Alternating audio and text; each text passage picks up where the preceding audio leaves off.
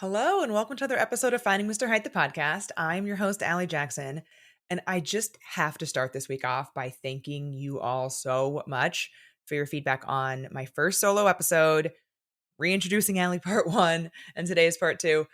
It just, like you all know, I was so nervous to record by myself, and it was easier than I thought it was going to be, but it was very nerve wracking once I got going. At least it was easier than I thought it was going to be. And I just can't thank you all enough for how well you received it, how kindly you received it, and just all of the amazing feedback.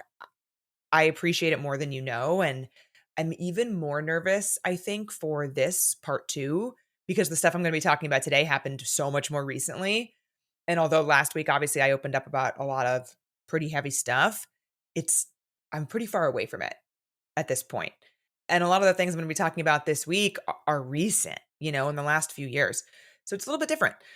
But I appreciate you all so much. And as always, if you are enjoying the show, the best way that you can help me find new listeners and find new advertisers is by leaving us a review on either Apple Pods or Spotify. I appreciate them so much.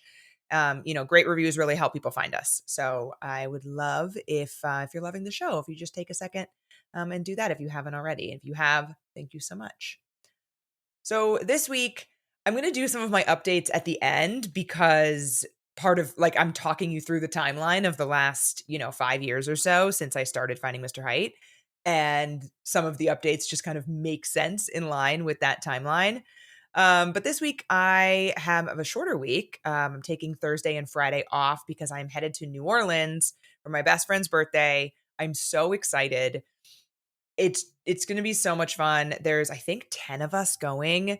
A couple of friends that I haven't seen in a while that don't live in New York anymore. And I can't wait. I just finished packing, which is pretty unusual for me, that I am not packing as I'm trying to leave for the airport. So I'm pretty proud about that. So I'm done packing for New Orleans, and I'm very excited, very, very excited for that trip. And the other thing I wanted to get into before we jump into part two is this week's media mention, which actually goes in line with something that I wanted to talk about as part of my updates this week anyway. I came across a video on TikTok from an account called Tell the Bees. His name is Josh Lora, Lora. And I'll put this in the show notes. Tell the Bees. There's 3 E's in bees. I love his content every time it comes up. He talks about sociology, culture. He has a playlist called Cultural Analysis. There are so many parts. He's got really interesting takes every time a video of his comes up. The one that struck me this week was about an article you might have seen recently in The Cut that's titled "My Friends Abandoned Me When They Had Kids." And Josh is talking about not only this article, but also sort of just macro trends overall about the division that gets wider and wider, it seems, between single people and partnered people, but then especially partnered people when they have kids, or people when they have kids, and how there's just this wide, wide divide. And both sides, I think it's really one of the reasons that this conversation is really difficult is because a lot of times when I see single people trying to talk about this, there is usually a pretty visceral reaction from the quote unquote other side, the people who have kids, about, how difficult that is and how it's sort of necessary for it to become your whole life, especially in the beginning, and, all of these things. And both things can be true, I think, is the really hard thing to absorb. I think both things can be true. It can be true, and I think is true, that having kids is incredibly difficult and life consuming, especially for women and especially up front. I think it gets easier as your kids get older and more independent, and especially for women. That's true. And it is also true that it is incredibly isolating to be a single person or even a person without kids when a lot of your friends are going through that. And something that I talked about last week in terms of, those 2 divergent paths that I saw with my friends from college getting into relationships, or rather staying in relationships and getting more serious with those partners while I was ending one. And 10 years later, am now in a relationship that I think is going to last a long time, but didn't have one for quite a while after I made that decision. Didn't have a long relationship, had many relationships in between. So I talked a little bit about it last week, And I think it's a really tricky conversation because it's like no one's wrong. Everyone can be right, and it's a problem.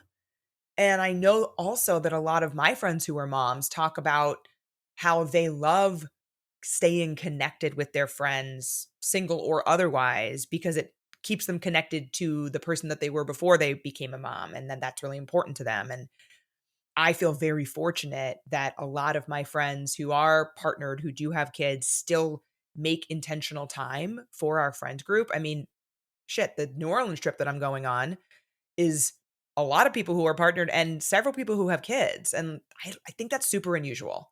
And I thought the same thing when I did my birthday, 35th birthday to Columbia a few years ago. I know that that situation is pretty unique. And on a macro level, that just doesn't seem to be happening. And something that Josh talks about in this video is how kind of as people get into relationships, partnerships, have kids, that people get jettisoned from their life sort of at every step. And like, even when you are in a partnership, something that I want to be really cognizant of in a partnership is that a lot of times partnered people will then seek out partnered people. They want to go on double dates. They want to do things that are different from what their single friends maybe want to do. And therefore, a lot of times your single friends will get jettisoned from your life, even if you didn't intend it to be that way. And so I think you have to like intentionally not do that in a society where romantic relationships are really centered and friendships get thrown by the wayside oftentimes. And I don't want that to be the case in my life. And I think this article and the way that Josh talked through his thoughts on it really just exemplify why. There's this quote that I tried to look up who it's attributed to, and it doesn't seem like there's any one right answer, but there's a quote, everybody wants a village, but nobody wants to be a villager. And I think that that is so true when you think about this situation. Somebody in the comments of Josh's video said that villages are supposed to be circular, not centered, meaning like a village is supposed to be interconnected where everyone in the village is supporting each other. Whether you have kids, whether you have a partner, whatever you got going on, you're supporting everyone, circular in the village. Like there's, beams of support going out from everyone and coming back to you from everyone. But I think a lot of times when we think about, oh, it takes a village in terms of like, let's use the example of raising kids, we're thinking about that person with that kid as like the center with the people around them, the support kind of being the spokes. And that was a really interesting concept for me that comment brought up that I want to think about more. So I'll put all this in the show notes, not all of this, but I'll put Josh's handle and the cut article title in the show notes so you can check it out if you want to. I think you would also make an amazing podcast guest. So I'm going to look into that as well. So that is the media mention for this week. And now we dive into reintroducing me, part 2. Firstly, a couple of reflections that I had as I listened back to part 1 and also got your feedback. I think, one, it is one of the reasons why I started doing this and sharing my stories on the internet that I'll get to. But one of the reasons is because it is so validating to discover that other people are going through what you're going through, or have gone through what you have gone through, or somebody has gone through what you're currently going through and gotten through it. Like that is so validating. And when I started talking about my dating life online and getting that kind of feedback, it helped me so much to feel supported in what I was doing. And so it was just so special for me to hear that so many of you resonated with a lot of what I talked about last week in things that you have either been through or are currently going through. Some of the things I talked about, I'm very sorry that other people have experienced as well. But that really just drove home for me the reason I'm doing this in the first place, because that really helped me, that sense of community, and continues to help me to this day. And I want to, make that circular. Like I was saying before, I want that conversation to continue to be circular. And that's one of the reasons that I'm bringing the Dating Diary segment onto the pod, which next week you will meet our first dater. That's one of the reasons I'm doing that, is because I really want to continue to have that conversation be very circular and have it, have there be like a feedback loop on it. That's a big goal of mine. So that's one of my reflections. I think something else that came up a lot when I posted on my Instagram story, kind of asking for your reflections, and so many amazing things and feedback. So thank you. The thing that came up the most consistently was the number of people who either hadn't thought about their attachment style potentially not being driven by their parents, or hadn't heard anybody else talk about it. And I resonate with that because when I started to dig into where my anxiety was coming from in therapy, I am so lucky that my therapist had a more expansive view of where attachment comes from, because I have heard a lot of very narrow opinions on where attachment comes from, like, oh, it's only your parents. And so that was really helpful for me to know about, and for me to expand my understanding of where that might come from for me. And so I love, hearing that resonated with all of you.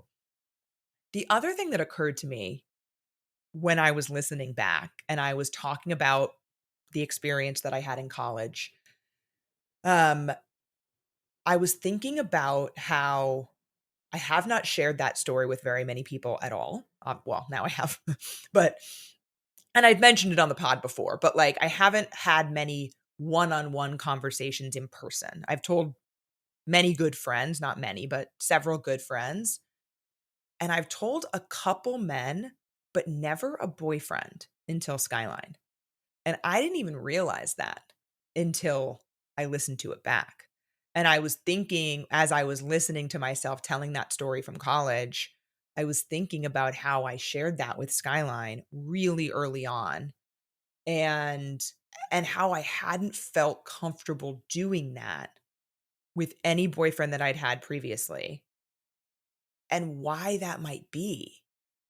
I mean, obviously, like, I'm more comfortable with him, and this relationship is the most right relationship that I've ever been in, and in terms of the way that I feel and just everything about it. So, like, it makes sense, but it never had really occurred to me, hey, like, you've never shared this with anyone, even though, as I mentioned last week, that experience really impacted how I approached sex for a long time and still comes up.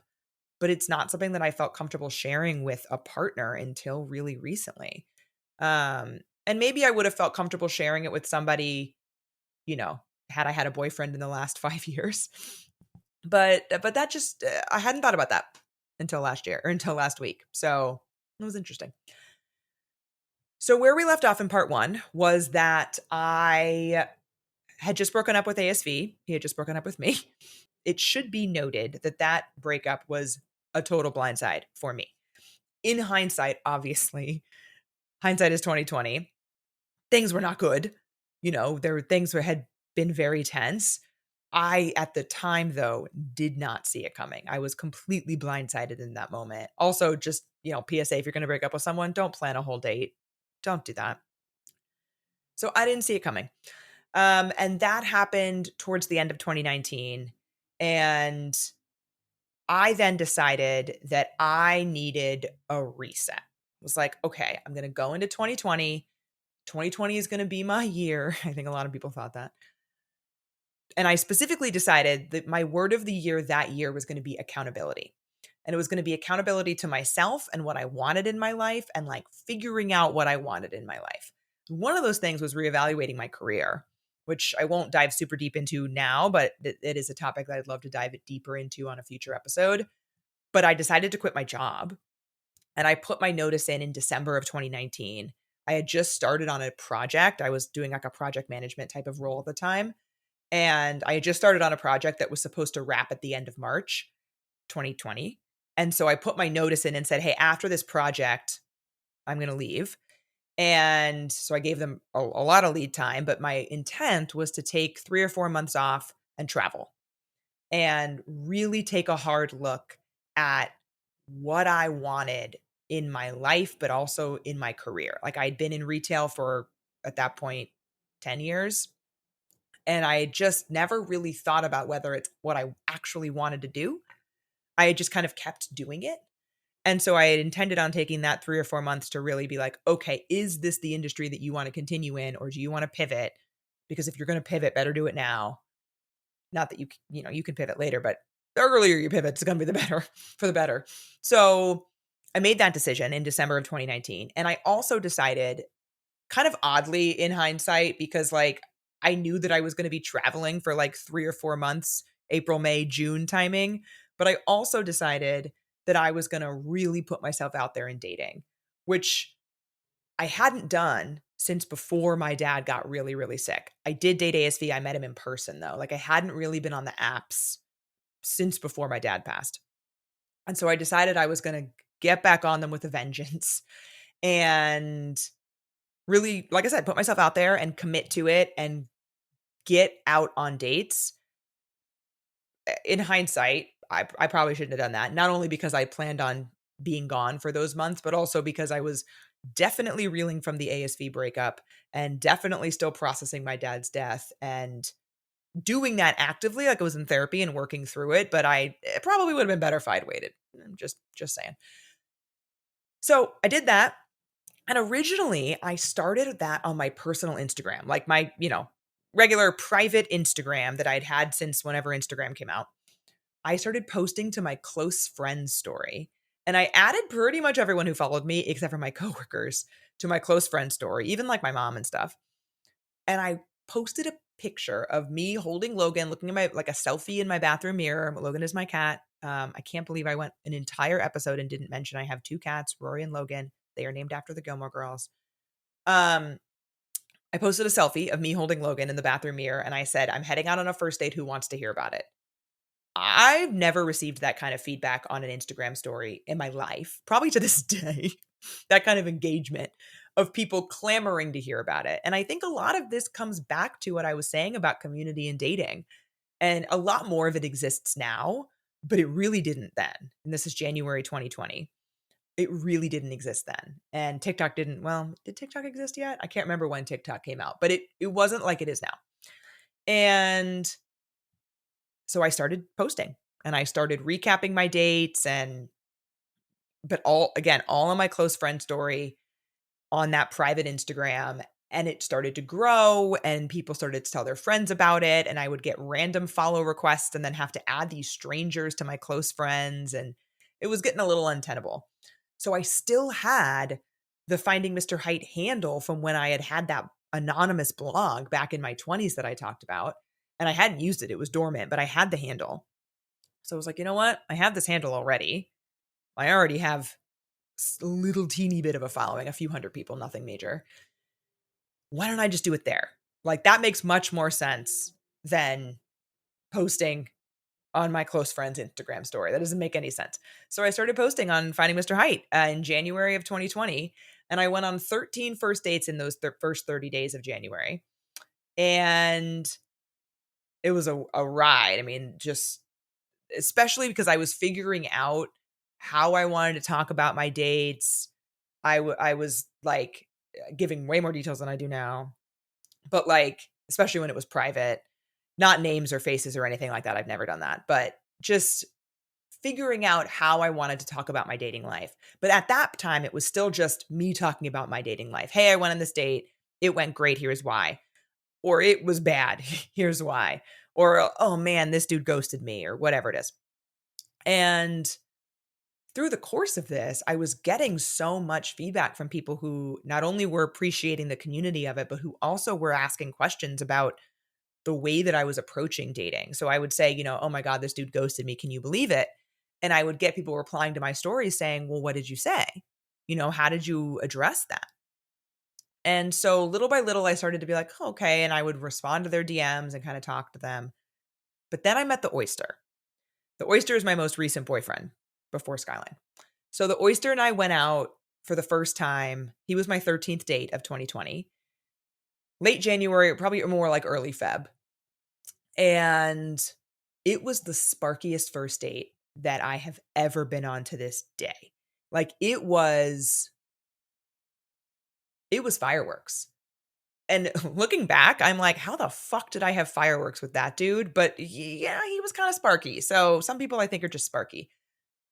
But it was like magnets.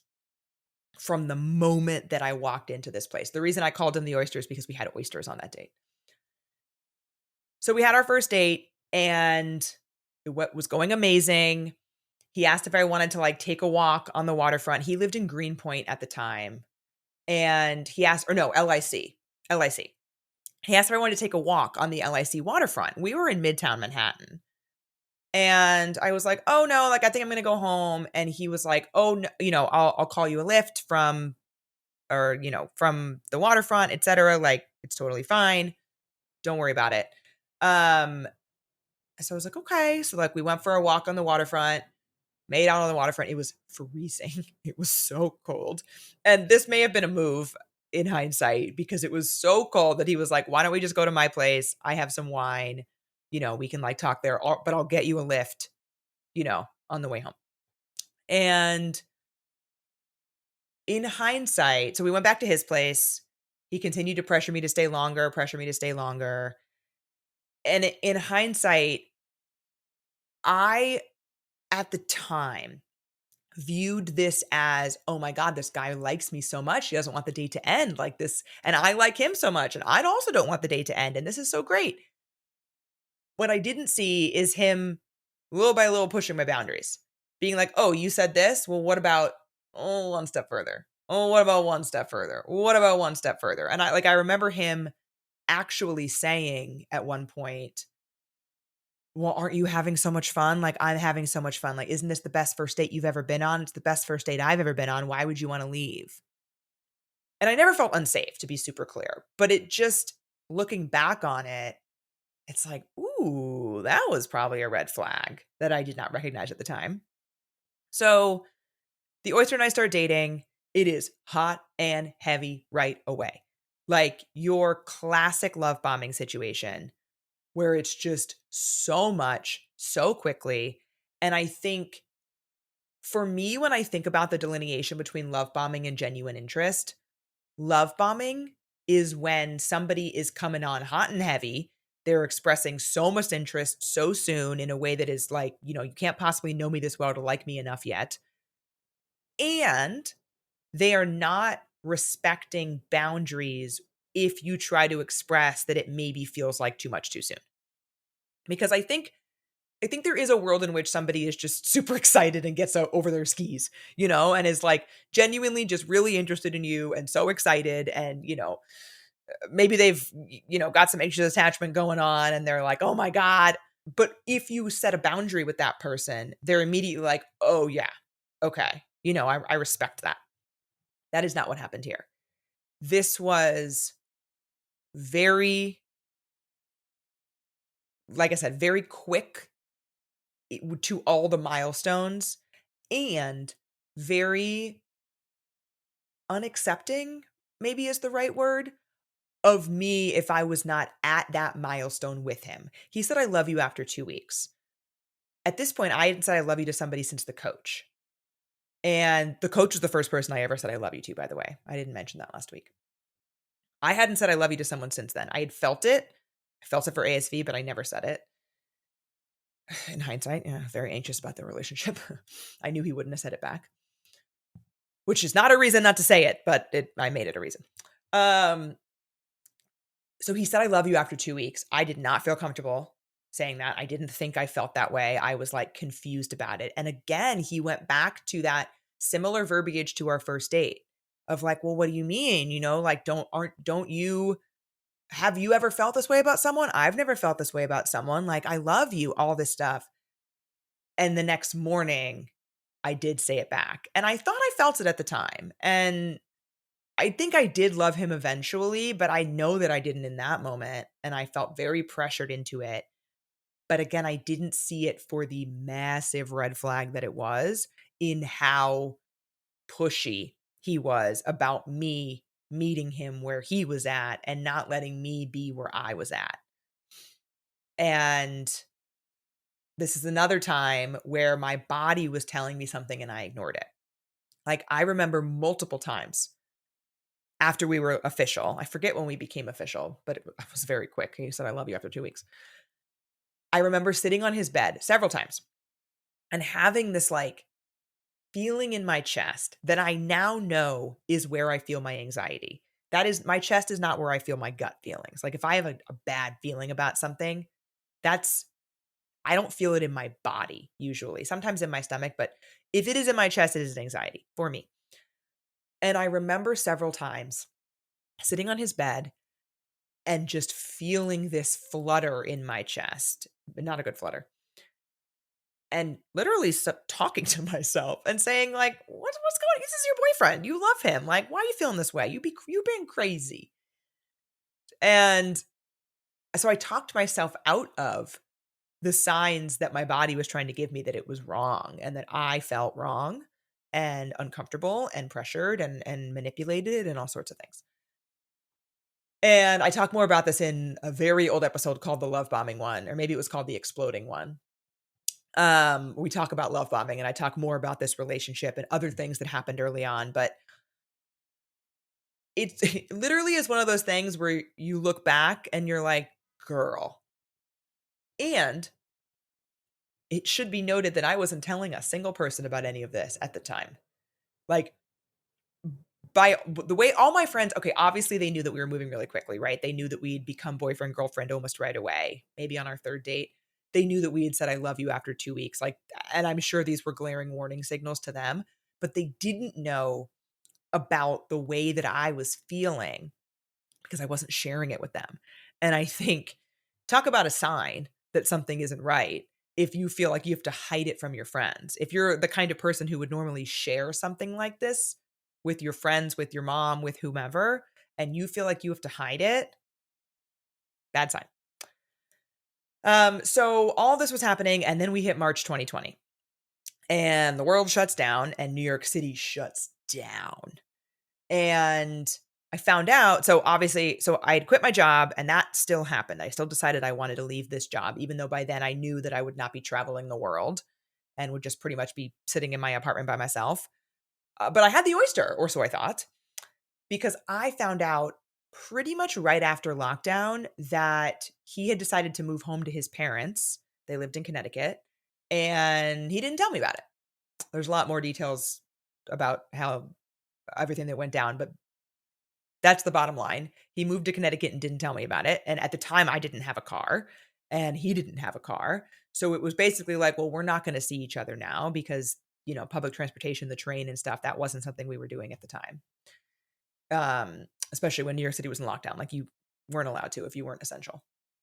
So that was obviously really difficult. All of a sudden, now we're distance. And I find out the reason is because he hates New York City, which is one of the reasons why somebody who loves New York City is now really important to me because it is in my bones. New York is in my bones. And it already was, even more so now, but it already was in 2020. And I think actually 2020 put it even more deeply into my bones. And that's not to say that I'll live here forever. Maybe I won't, but somebody who loves it here is important to me. And it turned out he hated it here.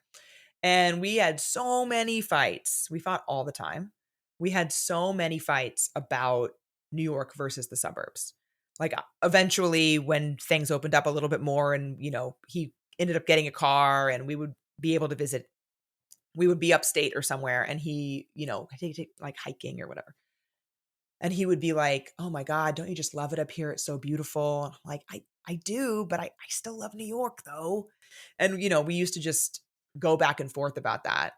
And like I said, we fought all the time. And I asked him one time, is this normal for you? Like, this is not normal for me. I have never fought with someone like this. I've had fights, arguments in relationships, but I've never been so combative with someone so consistently where it felt like we were either on a high or a low. There was no normal. We were either obsessed with each other having the best time ever or so mad. And there was no in between. And he was confused by my question. He was like, well, yeah, like this is love, I'm like, oh, I had never experienced love that way, but I'd only experienced love once. So what did I know? And it turns out that's not love. But it was so normal to him to be that volatile. And he loved making up after arguments. I hated it.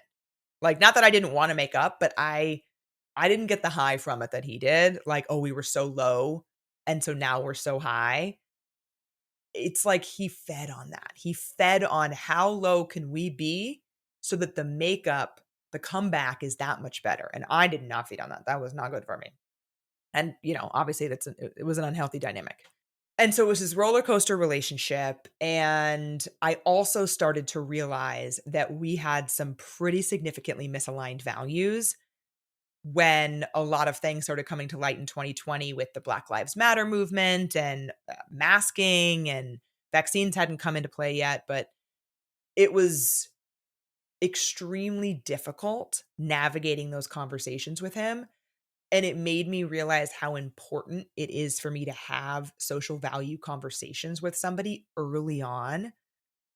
Frankly, I am thankful that that happened at the point of our relationship that it did, because it is ultimately what broke us up, not the roller coaster thing, which should have, but that is ultimately what broke us up, is because we were just so misaligned that I don't know when I would have figured that out, because I wasn't asking those questions that openly and that early prior to that. I think this is probably true for a lot of people, but it was definitely true for me. There's, I talked a lot about this in the race and dating episode that we did. Um, but there was a lot of my own racial identity that I was discovering in 2020. I'm half white, a quarter black, a quarter Mexican, for those of you who don't know that. And I identify as black. That has been my experience more so, but I grew up in a very white world. I mean, the world is a very white world, but the US is a very white world. But I grew up in a very white community and surrounded by mostly white people. It was a very big awakening for me, and he couldn't take that. Like one time he asked me, or one time he said to me, "You never talked about being black before." I'm like, "Oh, okay. Well, I am. I think you've known that the whole time." So he just sucked. And that was what ended up breaking us up. The fighting was terrible, but the actual thing that ended up breaking us up, I broke up with him, um, was that sort of like chasm.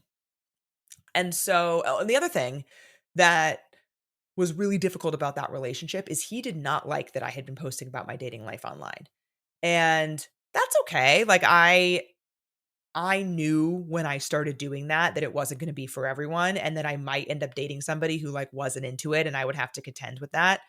What I didn't like was the way that he talked to me about it.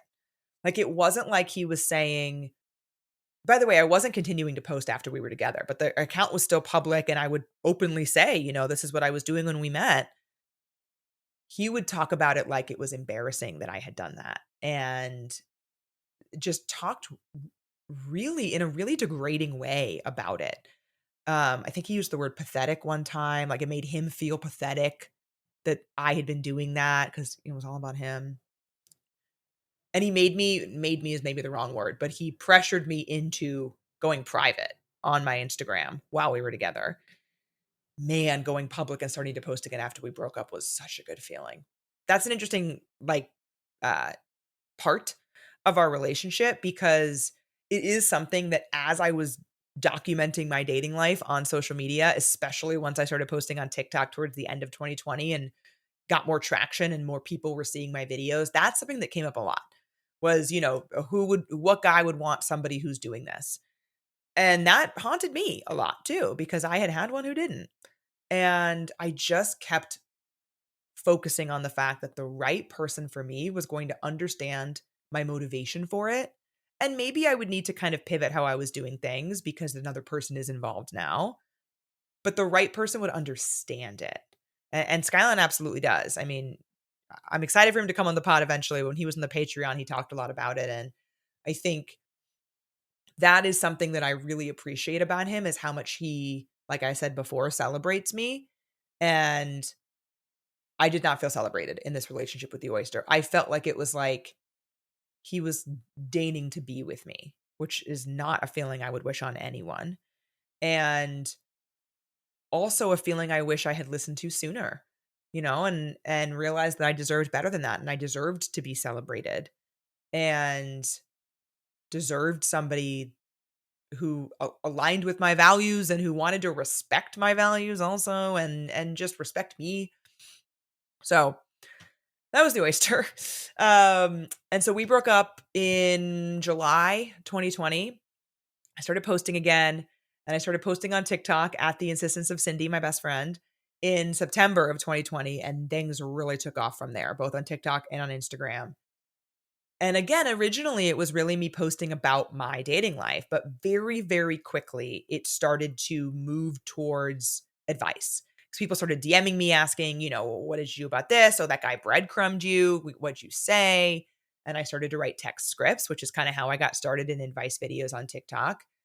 And I started to try to help people put their feelings into words and take some of the anxiety out of saying hard things by taking the needing to write them out of it. So much anxiety comes from, oh my God, well, how am I going to say that, let alone actually send it and say it? And so that's where I really started with is, well, let me write it for you and tweak it to your voice, but let me write it for you. And at least we can take out that piece of the anxiety for you. At least we can make it so that all you have to do is hit send and actually say it.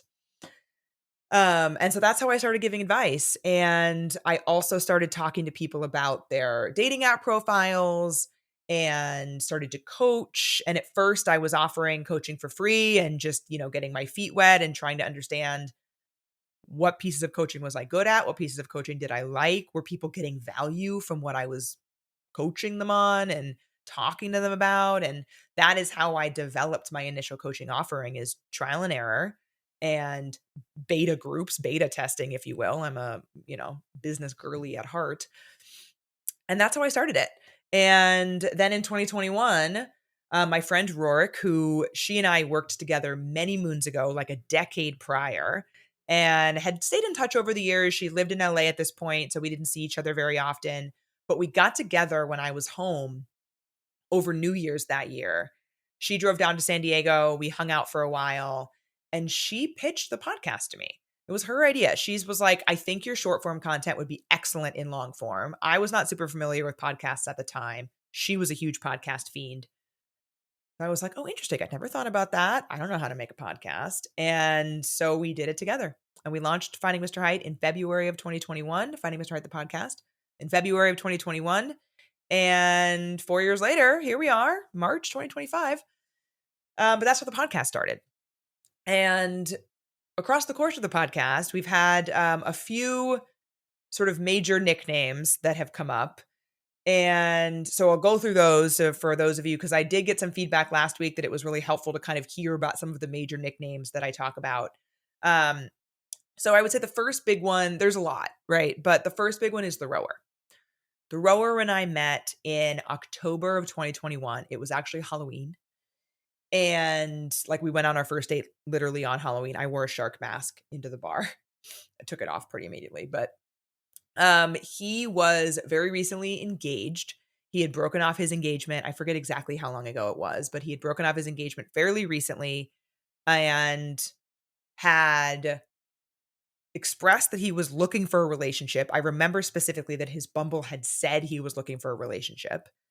And then as we were dating, it shifted to don't know yet, which I really recommend that you not monitor people you're dating's dating app profiles. But in this case, I did learn something. And so we dated through November, through December, ended up deciding to spend New Year's together. And we were supposed to spend it with my friends, but a big wave of COVID came through, like a new strain, and everyone got sick. But I did not. I had not been I was home maybe, I think for Christmas. I had not been at the party where all of my friends got COVID, and the rower did not have it either. So he and I decided to spend New Year's together, just the two of us. And we cooked and celebrated New Year's at his apartment.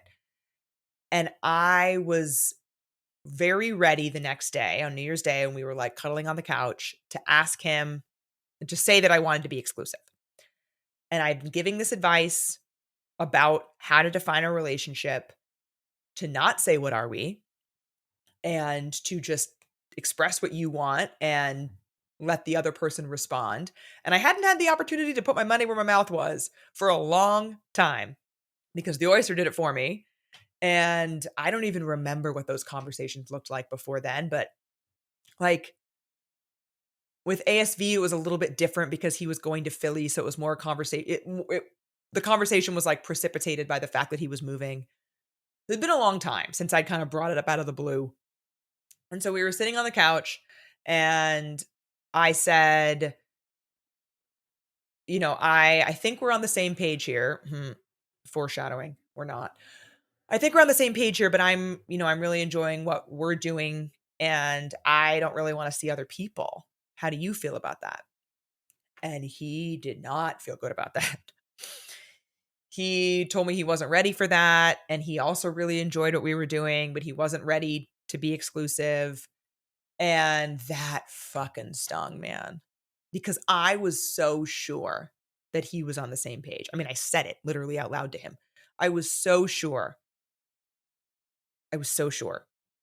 And he wasn't. And so I said, okay. And I didn't, purposely didn't make any rash decisions in the moment. I was like, let me chew on this for a little bit. Let me see if this is something that I can like give you some grace and some time to come to. And I ultimately did decide to give him a little time and to, see if it would develop for him into something where he wanted to be exclusive. And, I have some regrets in my life. That's not one of them. I think I always would have wondered, what if? Like, what if I had not cut it off? Like, if I had just said, oh, you're not ready, I gotta go. I know that I would have wondered about it for a while. And that's just my personality. And, like we mentioned last week, I like to give people the benefit of the doubt. I like to give people second chances. I don't know if that's really the right phrase to use for this situation, but I wanted to give him some grace, and to let him work through things and continue to date a little bit and see. And I made the commitment to myself at the time that I would continue to check in with myself. And if and when the situation started to feel bad, that I would end it. And the situation started to feel bad. Our communication really broke down. I was not hearing from him as much as I used to. I mean, I'm sure he was like, uh-oh. And so I ended up asking him. We went on a few dates, a couple dates, maybe across the next few weeks, maybe a month. And then I ended up asking him for a phone call where I was like, this is obviously not working. You still don't want what I want, and I need to walk away. And I did that. And so, in the reason I don't regret it is because in the grand scheme of things, what's a month? And I am really proud of myself that I continue to check in to say, okay, I'm going to sit with this. And, you're not in the spot that I'm in right now, but let me see how I feel about giving you a little bit more time to get there. You know what? I feel bad about that. I don't like this at all. And also, I'm not feeling good in our connection anymore because something has shifted, likely because I brought this up and now he knows that I'm in a different place than he is and he's probably feeling anxious about that. So, I am glad ultimately that I gave him that extra time. And when I had that phone call with him and decided to move forward and, let him figure things out without me, I felt so much peace. And I truly did not think about him that often after that. And I just know my personality. I would have been thinking about him every damn day if I had walked out of his apartment on New Year's Day and just said, "Peace, I'm over this." So, honestly, I probably would have taken that month. So that month was a wash. Um so that was the rower. And then the next significant nickname that I reference a lot or occasionally, whatever, is the disco ball. I met the disco ball in April, I think, March or April of like right after, so of 2022, right after I had, not right after, but shortly after I had ended things with the rower. I met the disco ball on Hinge. And when I met him, he was actually living in DC, but he had accepted a job in New York with his same company. So he was coming to New York fairly often while he transitioned off of his current team onto his new team. And we went out on a first date in New York on one of those trips. And then our second date was also here on his next work trip. And then for our third date, I went to visit him in DC. And we were talking at that point fairly often, but then there would start to be gaps in communication and his actions not matching up with his words. And I think this is the situation, lowercase r relationship or whatever, where, or maybe situationship eventually, where I look back and I'm like, man, I let that go on for too long. Like I let myself feel shitty about this and ignored it for too long. And I look back and I try to have a lot of grace for myself and, but I think that as I think about situations that I wish I'd handled differently, giving the disco ball grace is something that I regret. Because he was just really not nice to me in that sense. Like his actions were not matching his words. He was like talking a big game about things he wanted to do together when he came to New York, but then like he moved to New York and I had to ask him if he had moved here and like ask to come over to celebrate his new apartment. Like, ugh. And by that time it was like the 4th of July. So like it had been a while. The first time I went to visit him was Cinco de Mayo. So this is like a long drawn out time, right? And there was so much in here where I look back and I'm like, girl, like, man, this man did not like you very much. This man was stringing you along, but I didn't want to see that at the time. And, I've said before in the pod, probably my biggest fault is that I do get defensive. I don't know if that's my biggest fault, but whatever. It's a fault of mine. I work on it. Not me getting defensive about to myself. Okay. I do get defensive. And also, I think that came up a lot for me in this time period. And obviously, like I'm posting on TikTok about it. And, I'm like, no, this is fine.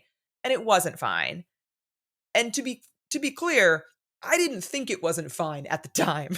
Like I can look back in hindsight and think like, wow, that wasn't fine.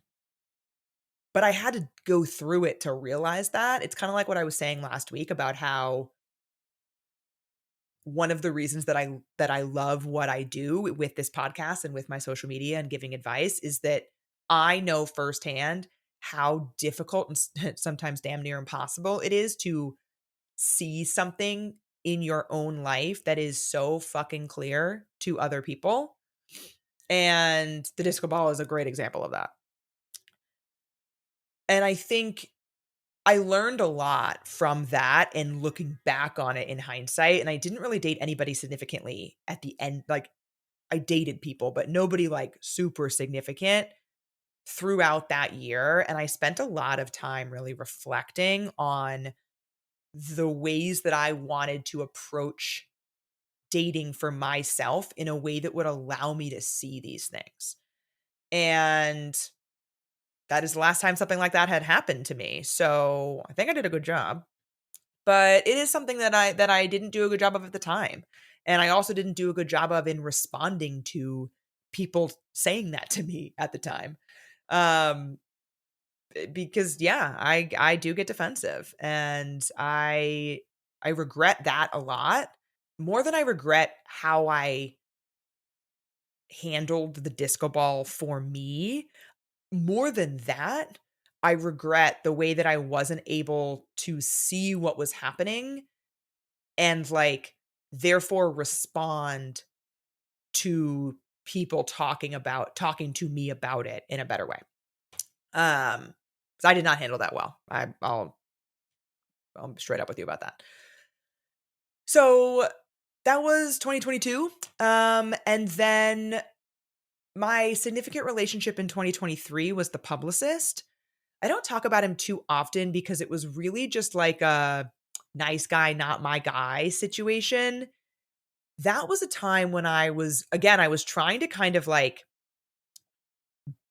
go the other direction from where I had gone with the disco ball and allow something to be more of a slow burn and allow something to build more over time because the disco ball was quite sparky early on as well. And so the publicist was that for me. It was my, sort of foray into the slow burn, if you will, which hadn't been something that I had experienced with somebody I met online. I had experienced it with people I'd met in person. ASV is a good example of that. I was not romantically attracted to ASV when I met him the first time, but I met him in person. The publicist was the first time that I tried to do that with a person that I met online. And I like pushed through to see if that, was going to be able to develop. And it did develop to a certain extent, more than on like date one, but it just never reached that burn that I was really looking for. And so ultimately, and I think he felt that too, because it kind of, was traveling. I went to Greece.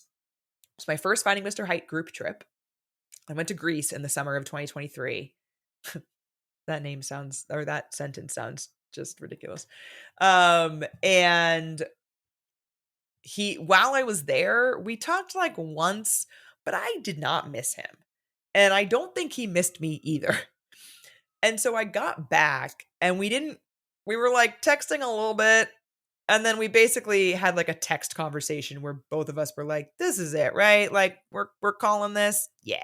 And we did talk on the phone after that, about it. Great guy, not my guy.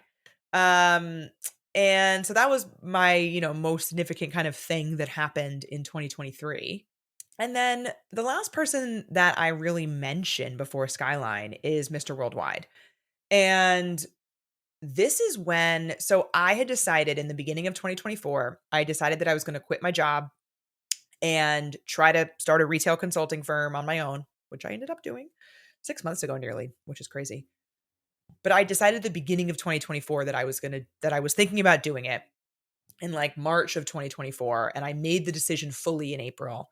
And it was around that time that I was dating Mr. Worldwide. And we went on like 3 or 4 dates. And I just remember thinking how amazing of a man he was. A little bit older than me, very well established, like knew what he in a way, what I mean by that is he knew what he wanted. And he was very kind and just all of the things that I wanted. And yet I didn't want him. And I started to wonder, who am I, Carrie Bradshaw? I started to wonder if the place that I was at in my life was just not conducive to a relationship. And I maybe, in fact, did not want a relationship at that time. That is what I started to feel in April of 2024. And it turns out that is not true because I met Skyline on April 18th of 2024.